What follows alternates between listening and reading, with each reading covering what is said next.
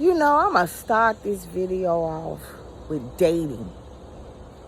I'm going to tell you how it was when I was dating. See, when I was dating, long time ago, I'm going to walk my driveway on this one. When I was dating a long time ago, a boy didn't bring you home to his parents unless he really liked you. And you were respectable and you had a good reputation. See, they just didn't bring you home and like these guys and the girl that he brought when he brought you home, you didn't call his mama, you called her Mrs. whoever her name was. She went by her first name. You call her, let's say Miss Carolyn or Miss Jackson. You didn't just call her mama.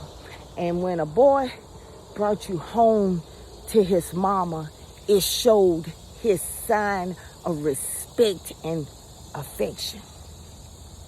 Yeah, it showed that I got a long driveway. It showed that you were the one. Now, he may have had other girls, but you were the one. And his mama, back then, I'm going to stop it. I ain't even nowhere near the middle of my driveway. And his mama told you what type of son she had. She told you. I remember when I met this guy's mama. I was in high school then. And his mama, she met me and she talked to me. And she said, baby, you a good girl. She said, you a good girl. He was my first. And she said, you a good girl. She said, but my son ain't mature enough to date. He was a year younger than me. She said, but my son ain't mature enough to date. She said, go find you somebody else. Wow. But I didn't listen. I didn't listen. And, I gave my virginity up to him. And he ended up, hurting my heart. And he ended up dating my best friend. And he ain't never grew up since. So it should be also amazing that when somebody who's when somebody tell you something about somebody, it don't mean that they hating or that they mad. Maybe they know something that you don't know. Back in the day, there was an interview where Trump's mom was interviewed and she talked about her son. She told the truth about her son. I wonder what she had to gain out of it. She was his mama. She brought him here. That would be a big factor, yeah. Who would know you better than the woman that brought you here and raised you? Or alleged. Who would know that? She brought him here. She raised him. And she said he wasn't no good. That should have been a red flag for America. America used to be about upholding the flag and the Constitution and all those things that we say are so sacred and dear. But see, now we just like that person that, remember I told you about the dating and stuff? Yeah. See, today people didn't want to hear. They was just in love with the idea. He said, what was the idea? They was in love with what he was saying. See, he couldn't base it on experience and policies and things like that would, you say, okay, he got a policy and a plan. He brought out the love that was in you. That's what he did. He brought out the love. You know, that reminds me of a movie that I saw where this is called Vice. And it was, what's that man's name? Oh, he played such a good, his son is good too. Wing Hauser. Yeah, there you go. And he was a pimp. And he told that girl he loved her. You know, she had ran away from him. She said, I love you, I love you, I love you. And I just need you to open up the door. She opened up the door, and he, you know, she didn't fight him, but, you know, he tied her up with her stockings and got a clothes hanger, and he whooped her. I mean, he whooped her till she almost died. She was clinging to life, and when she got to the hospital, she was all beat up. She won that MTV VJs, but she played that part good.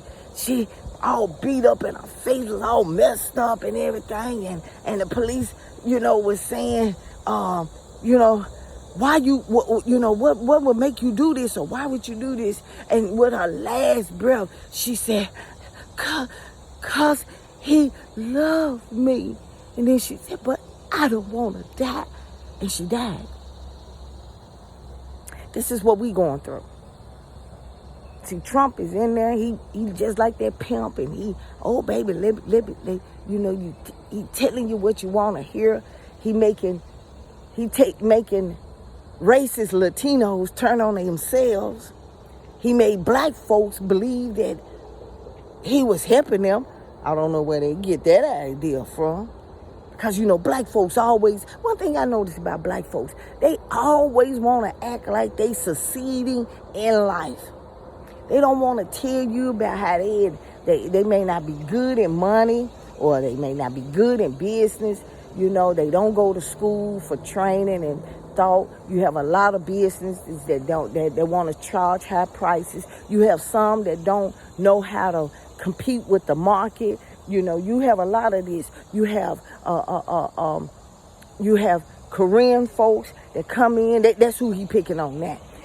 Korean folks, Asian folks who, you know what, when they see black business, they you know, frown at them. They get mad at them. They think we thieves and murderers and all of that. You know, just like you Mexicans, that's what they thought. And then you got Hispanic people that think that because they brown. You got Indian people that think because they brown, they the same color as us. They got that good wavy hair, that they are better than us. They better than black folks. And he used all of that. He used your own racism, not just against your own people who you think are better than you. He used your to think that you better, that you have made it. You have got that white card, that white privilege card, and now you can be able to act white. See, now he telling you that you're not white. See, Kash Patel don't say nothing with them big boogie eyes. He ain't saying nothing, but, you know, they say he threatening he considering resigning. Because, you know, they got to have an Uncle Tom in every country to you know, every race to do that. Mark Rubio is y'all Uncle Tom, and Kash Patel is the Indians' Uncle Tom, and he didn't hire none of us Uncle Toms because he said, you know what, yeah, they ain't did enough. They stepped and fetched while they was doing that. You know. So what are we gonna do now? What, you know, I hear everybody saying, you know, somebody telling me, you know, why don't you making all these comments, why don't you go back to Africa? Why don't you go back to another country?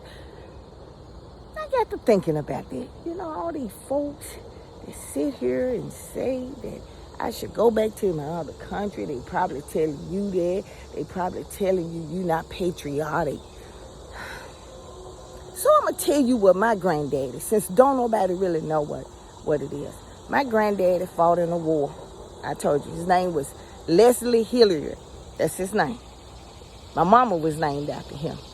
His name Leslie.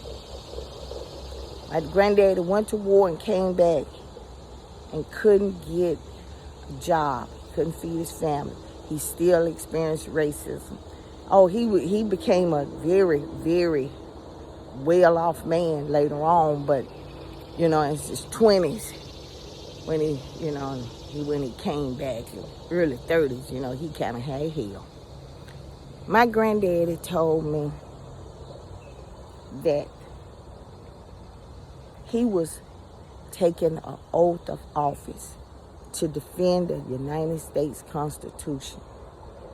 He said he are defending people in this country, even those that who do not like him, because this is his country.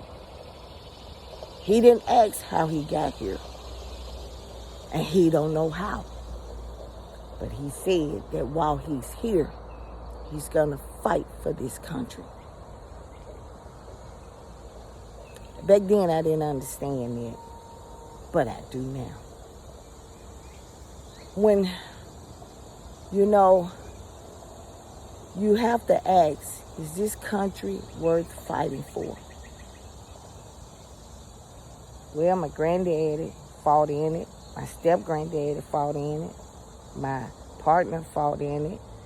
My dad fought in it. My son-in-law fought in it. I got cousins that fought in it. I got nephews that's fighting in it. I know friends whose sons have decided to fight for it. So my question is, I've never known this country to fight for a president. They fought for the Constitution. And this reminds me, as I end this, about Richard Nixon. Richard Nixon did the least of what Trump is doing. He broke into a Democratic office, and they, you know, he said he didn't do it, but he had some bullies do it. Just like what Trump doing. And America was so outraged and embarrassed about what Richard Nixon did that to keep him from going to jail,